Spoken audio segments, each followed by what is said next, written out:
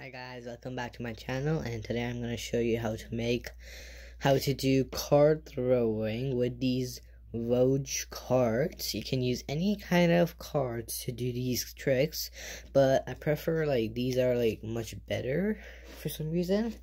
So to do card tricks, like card throwing, or I'll just call it tricks.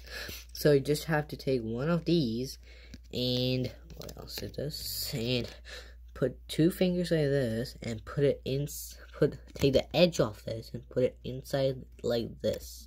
So, and this should be facing your way like this. And after this, you just have to take a swing. So like that. You just have to do that to make it go. Alright.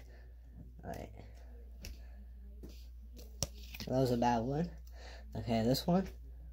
You see, I'm just doing the swing, and it's going super far. If you do it super hard, like that, it's not gonna go. Or if you do it super slow, you have to do it like medium, high, and slow.